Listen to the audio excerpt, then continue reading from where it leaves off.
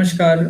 मैं अंकित आप सभी का न्यूज़ लाइव 2.0 के फेसबुक पेज पर हार्दिक स्वागत करता हूं। साथ ही आप हमारा ये कार्यक्रम हमारे यूट्यूब चैनल न्यूज़ लाइव 2.0 पर भी देख सकते हैं। आज हमारे साहित्य चर्चा के किताबी मुलाकात शो में एक नए गेस्ट जुड़े हैं। मैं इनका परिचय करा देता हूं। इनकी किताब पर आज इस फेसबुक लाइव के माध्यम से चर्चा होगी। राजेश सिंह जी हमारे बीच मौजूद हैं। राजेश सिंह जी एक लेखक हैं। इससे पहले ये गोवा के जो पूर्व मुख्यमंत्री थे मनोहर पर्रिकर जी, उनके मीडिया एडवाइजर भी रह चुके हैं। साथ ही एक फ्रीलांस एनालिस्ट भी हैं और इसके साथ साथ इनकी जो पकड़ है पॉलिटिक्स को लेकर और पब्लिक अफेयर्स को लेकर वो बहुत अच्छी है। मैं इस कार्यक्रम में सर आपका हार्दिक स्वागत करता हूं। सबसे पहले सर आपको आपकी किताब के लिए बधाई। और आपने जो ये अट्रैक्टिव टाइटल के साथ किताब लिखी है, Bahubalis of Indian politics from bullet to ballot, इस किताब को लेकर आज इस फेसबुक लाइव के माध्यम से चर्चा होगी, जैसे कि अभी दर्शक हमें देख पा रहे हैं। तो सबसे पहला सवाल सर मेरा ये है आपसे कि आपने जो किताब लिखी, इतना अट्रैक्टिव टाइटल जो आपके दिमाग में आया कि बाहुबलीज को रिप्रेजेंट करना, मतलब किताब के अंदर किस तरह का, मतलब किन लोगों का जिक्र है, ये हम जानना चाहेंगे। तो इस किताब में जो है 11 चैप्टर्स हैं और हर चैप्टर एक बाहुबली के ऊपर है। तो अब बाहुबली है कौन, पहले ये हम पढ़ लें। तो बाहुबली वो है कि जो पॉलिटिक्स में आने से पहले उसने अपना एक मकाम बना लिया था, अपना एक रेपुटेशन या नटोरियस रेपुटेशन जिसे कहते हैं, नटोरिटी थी, उसको बना ली थी। और ये ऐसे लोग थे जो कुछ छोटे मोटे क्रिमिनल रिकॉर्ड वाले नहीं हैं। ये ऐसे थे जिनके पुलिस स्टेशन में या जो रेपुटेशन इनकी थी, जैसे मर्डर हो गया, लूट हो गया, रेप हो गया, एक्सटॉर्शन हो गया, किडनैपिंग हो गई, ऐसे अपराधों से ये जुड़े हुए थे। और इन अपराधों को लेते हुए वो पॉलिटिक्स में आए। और बहुत सारे लोग पॉलिटिक्स में इस बल पे आए कि उनकी एक साख बन चुकी थी और वो बाहुबली कहलाए जाने लगे थे। तो ऐसे ही 11 लोग हैं इस पुस्तक में जिनको बाहुबलीज ऑफ इंडियन पॉलिटिक्स हम कहते हैं। इनमें से अगर आप नाम लेना चाहें तो 11 के 11 में से कुछ तो, अधिकतर लोग तो बिहार से हैं, उसके बाद उत्तर प्रदेश से, कुछ एक आध दो झारखंड से हैं और एक मुंबई से है। तो जैसे मुंबई से है तो मुंबई वाला केस तो बहुत सिंपल है। मुंबई में एक ही बाहुबली है और वो है अरुण गावली। मतलब बाहुबली जो राजनीति में आया है। और अरुण गावली एक ऐसा बाहुबली, 11 लोगों में अरुण गावली एक ऐसा बाहुबली जो कि वाकई एक अंडरवर्ल्ड डॉन रह चुका था। बाकी लोग तो मतलब उस तरीके का रेपुटेशन नहीं था जैसे कि मतलब इस इंसान का था। तो एक तरह से सर्टिफाइड अंडरवर्ल्ड डॉन जिसे कहते हैं हम लोग, वो अरुण गावली था। और अरुण गावली एक बाहुबली वही है जो मुंबई से है। बाकी अधिकतर लोग जैसे झारखंड है, झारखंड से 2 हो गए, सूर्यदेव सिंह हो गए और एक हो गए, सूर्यदेव सिंह थे और हमारे गुरु जो झारखंड के हैं, जिनके सुपुत्र आज मुख्यमंत्री हैं। और ये 2 हो गए और 9 जो हैं उत्तर प्रदेश और बिहार से हैं।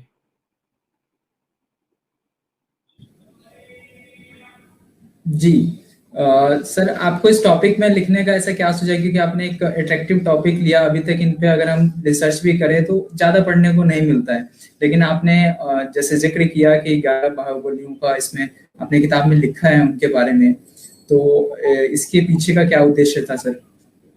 नहीं, उद्देश्य तो देखिए ऐसा है कि जो हमारे पब्लिशर्स हैं रूपा बुक्स, और उनके दिमाग में भी ये बात आई थी और मैं भी इसके बारे में सोच रहा था कि ये संयोग ही है कि जब वो मुझसे उन्होंने मुझसे कहा कि बाहुबली इस पे लिखना चाहोगे, तो ये आइडिया मेरे दिमाग में चल ही रहा था। तो इसको एक कोइंसिडेंस कह लीजिए, संयोग कह लीजिए कि ऐसा हुआ और हमने लिख दिया फिर। जी सर, मेरा दूसरा सवाल ये है आपसे कि जैसे ये आपकी सिर्फ पहली किताब नहीं है, इससे पहले भी आप किताबें लिख चुके हैं।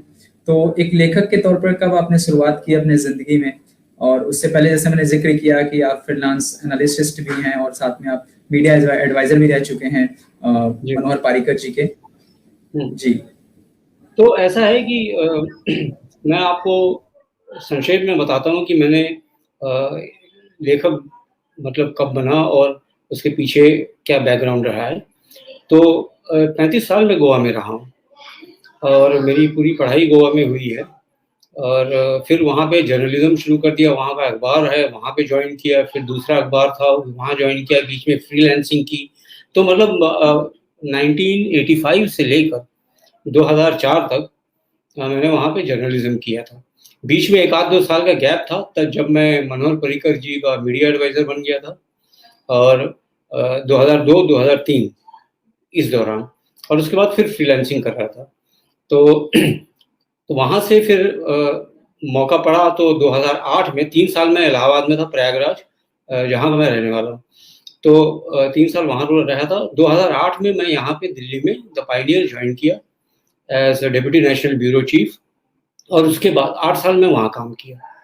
तो पहले 4 साल डिप्टी नेशनल ब्यूरो चीफ था, अंतिम 4 साल ओपिनियन एडिटर था। तो 2017 अगस्त में मैंने जर्नलिज्म छोड़ा एक तरह से और क्विट किया पायनियर और फुल टाइम किताब लिखने में लग गया। तो मेरी पहली किताब, जैसा कि आपने जिक्र किया कि इसके पहले भी एक किताब थी, तो वो थी portraits of Hindutva from Harappa to Ayodhya, जो कि दिसंबर 2018 में रिलीज हुई थी।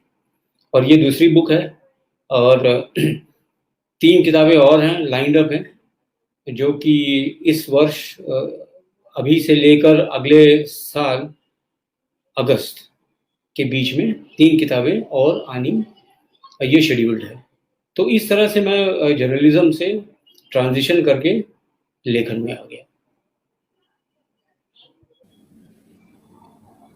जी सर, और जैसे कि आपने किताब लिखा है बाहुबलीज ऑफ इंडियन पॉलिटिक्स, तो सबसे एक पेचीदा सवाल हो सकता है मैं कहूँगा, क्योंकि जब आप ऐसे लोगों पर लिखते हैं जो कि दबंग राजनेता रहे हैं भारतीय राजनीति में, तो कोई ऐसी चुनौती, क्योंकि इन पे बहुत ज्यादा रिसर्च भी नहीं हुआ है बट आपने उसको किसी तरह से लिखा है, तो इस किताब लिखने में आपको जो जो चुनौतियां आई, कहीं ना कहीं ऐसा होता है कि हम देखते हैं अपने असल जिंदगी में कि अगर इन नेताओं पर फिल्म बनती है उसमें कुछ डिस्प्यूट उभर आता है तो फिल्म किसी तरह सेंसर बोर्ड से हटा दी जाती है। तो कहीं ना कहीं सर किताबों में ये भी हो सकता है, क्योंकि आपने जिस तरह से किताबें लिखी हैं, क्या पता आगे आने वाले सालों में भी इस किताब पे भी कोई वेब सीरीज या किसी एक बाहुबली पे वेब सीरीज बने, और बनती आई हैं अभी तक। लेकिन आपको क्या क्या चुनौतियां आई किताब लिखने में सर? देखिए, सबसे बड़ी चुनौती तो यही थी कि मटेरियल जो है इनके ऊपर बहुत कम था पब्लिक डोमेन में। अब दरअसल ऐसा है कि इन मेरी कोई पर्सनल जान पहचान इनमें से किसी के साथ नहीं थी। हाँ, 1-2 लोगों को मैंने मौका मिला था, मैंने उन्हें नज़दीक से देखा है और लेकिन किसी के साथ कोई पर्सनल मतलब ऐसी जान पहचान नहीं थी कि जिसके एक्सपीरियंस के बल पे मैं उस मटेरियल को अपनी किताब में लाता। तो मुझे डिपेंड करना पड़ा जो मटेरियल पब्लिक डोमेन में है, जो और पुस्तकों में है, जो वेबसाइट्स पे है। तो अगर आप देखेंगे कि मेरी पुस्तक में अधिकतर मटेरियल जो फैक्चुअल है या नॉन फैक्चुअल जो भी हो, जो फैक्ट बेस्ड मटेरियल वो सब मैंने सोर्स किए हैं और मैंने उन सोर्स को आइडेंटिफाई किया है। तो वो इशू नहीं होगा, मैं समझता हूँ ऐसा कोई इशू नहीं है कि जो मैंने अपनी मर्जी से कुछ बना के कि इनके बारे में लिख दिया हो या ऐसा कुछ लिख दिया हो जो कि लोग कहें कि ये तो पहली बार, ये इससे आपको प्रॉब्लम हो सकती है। अब जहाँ तक प्रॉब्लम होने की बात है वो तो मतलब आप अच्छे दिल से भी कुछ लिखेंगे, अच्छे इंटेंशन से भी लिखेंगे तो वो प्रॉब्लम हो सकती है। लेकिन यहाँ पे मैंने जो भी लिखा है वो या तो सोर्स बेस्ड है या तो सोर्स के बेस पे अपने कमेंट्स या अपना कंक्लूजन मैंने दिया है। तो अब आगे क्या होता है वो देखा जाएगा, लेकिन यही है कि किताब लिखने के टाइम पे मुझे जितना भी मटेरियल मिल सका वो मैंने मटेरियल एब्जॉर्ब किया और उस मटेरियल के आधार पर अपने कंक्लूजन्स और अपने रिमार्क्स पुस्तक में डाले। जी सर, जैसे कि अभी दर्शक हमें इस लाइव कार्यक्रम के माध्यम से देख पा रहे हैं, अगर आपके पास किताब की कोई प्रति हो तो आप एक बार शो कर सकते हैं इस लाइव कार्यक्रम के माध्यम से, जिससे कि वो एक लिस्ट इसको कर सके जाके। जी, और जैसे कि सब दर्शक देख पा रहे हैं, राजेश सिंह जी की जो किताब है बहुत ही अट्रैक्टिव है, और इसका कवर पेज ही इतना अट्रैक्टिव है कि आपको पढ़ने की ओर इनकरेज करता है। और ये किताब अमेज़न पे उपलब्ध है, आप वहाँ से भी बाई कर सकते हैं, जो भी दर्शक हमें देख पा रहे हैं, और इसको पढ़कर रिव्यू भी जरूर कीजिए। सर, साथ ही मेरा ये सवाल है कि जैसे आपने किताब लिखी, आपने जिक्र किया है 11 बाहुबली का, तो कोई ऐसी कहानी, क्योंकि आपने इनके ऊपर लिखा है, किसी एक बाहुबली की कहानी जो इस किताब को मजेदार बनाती है और एक इंटरेस्टिंग बनाती है, लोग इसको पढ़ना चाहें, कोई ऐसी कहानी आप शेयर करें? नहीं, देखिए, कहानियां तो सभी में है और सभी अपने अपने हिसाब से इंटरेस्टिंग है। तो ये कहना कि यही एक कहानी ऐसी है जो कि सबसे ज्यादा इंटरेस्टिंग है, वो मेरे हिसाब से सही नहीं होगा। सभी कहानियां इंटरेस्टिंग अपनी अपनी जगह, और सबके अपने अपने बड़े रोचक किस्से हैं। तो मैं कहूँगा कि हाँ, सभी अच्छे हैं। बिहार के कुछ नेता हैं जो कि, अब जैसे एक नेता हैं, आप किताब पढ़िएगा तो पता चलेगा। तो वो एक नेता है जो कि बग्गी में घूमते हैं, स्टीरियो वगैरह लगाया है, और मैं हूँ मगध का डॉन, अपने आप को खुद ही कहते हैं कि मैं हूँ मगध का डॉन, और वो गाना बजते रहता है एक भोजपुरी। तो ऐसे तो उनका ये है। तो ऐसे बहुत सारे लोग हैं।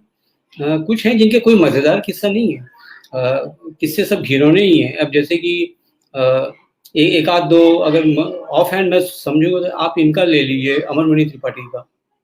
उसमें तो कोई मज़ेदार किस्सा है ही नहीं है, कोई ऐसा, मतलब जिसको कहते हैं ना, कोई कैरेक्टर जो कि अम्यूजिंग हो या इंटरेस्ट। तो ऐसा है। अरुण गावली कहाँ, अरुण गावली का मैं बताऊं आपको, अरुण गावली से मेरी एक बार मुलाकात हुई जब मैं बॉम्बे में था। ये समझता हूँ 79 की बात होगी, 1979 की बात है। अरुण गावली एकदम चरम सीमा में था, पीक पे था।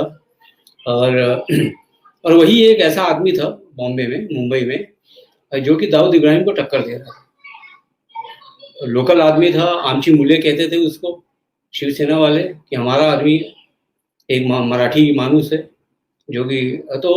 तो मेरा एक मित्र था वहाँ बॉम्बे में, मुंबई में। उसने कहा कि चलो तुम्हें मिलवाते हैं डॉन से। मैंने बोला किस डॉन से मिलवाओगे? तो उसने कहा हम ये अरुण गावली से मिलवाते हैं, दगदी चौल में रहता है। और तो मैं उसके साथ गया था। मतलब एक वो क्यूरियोसिटी होती है कि चलो देखें तो सही कैसा आदमी है।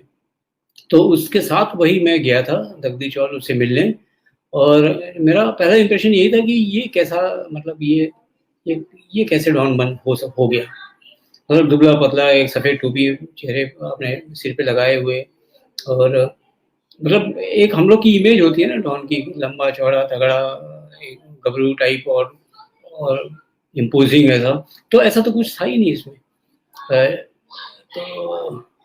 तो मेरे मित्र ने उससे कहा कि मैं अपने दोस्त को लाया हूँ, आपसे मिलना चाह रहा था। तो उसने मुझे देखा और बोला कि देख लिया ना, अपने स्टाइल में मराठी में, कि देख लिया ना तो आप चलो अपने काम पे जाओ, हो गया देखना। और तो बस इतनी मुलाकात है। लेकिन जितने लोग थे उसके इर्द गिर्द, जो करीब 10-12 मिनट में वहाँ था, मतलब जबरदस्त एक तरह से उसकी फॉलोइंग थी उस वक्त।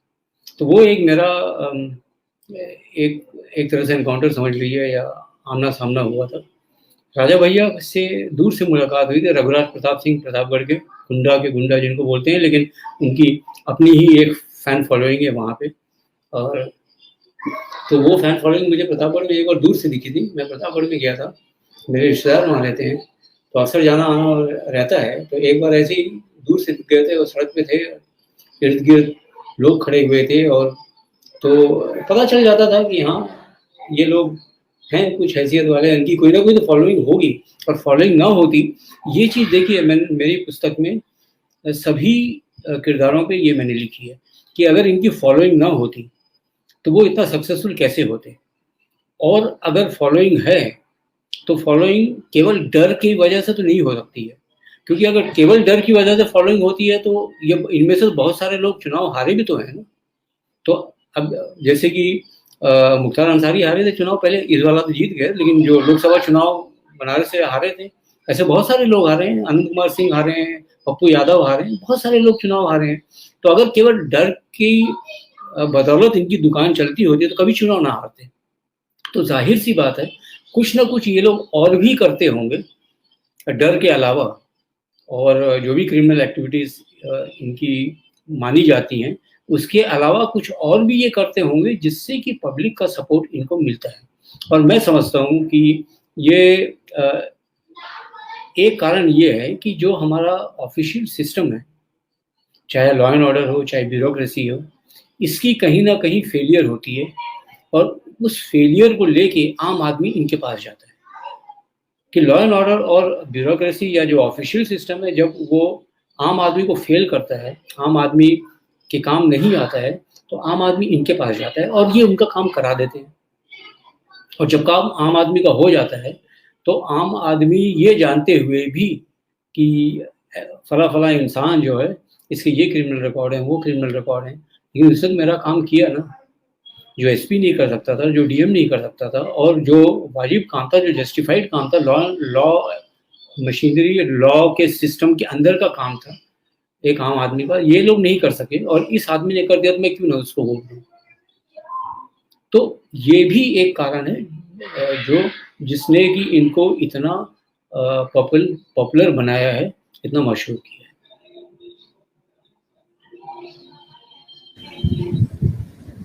जी सर, तो जैसे अभी ये किताब आपकी रूपा पब्लिकेशन से प्रकाशित हुई है और अभी इंग्लिश में मौजूद है, क्या सर इसका हिंदी अनुवाद भी आएगा? क्योंकि आपने जैसे जिक्र किया कि बिहार और उत्तर प्रदेश के पृष्ठभूमि पे लिखी गई किताब है और यहाँ पर ज़्यादा हिंदी भाषी लोग हैं, तो कहीं ना कहीं वो इन सब चीज़ों को जानने के लिए उत्सुक होंगे जरूर, और अगर एक किताब हिंदी में होगी तो उन्हें ज़्यादा मतलब एक बेटर रीच पहुंचेगी किताब की।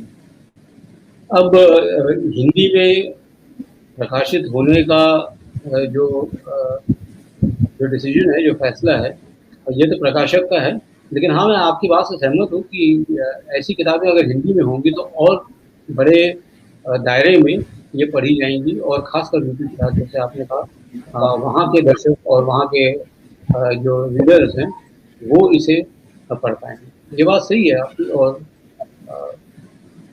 देखिए, जो भी फैसला, जो भी डिसीजन रूपा पब्लिकेशंस का होता है।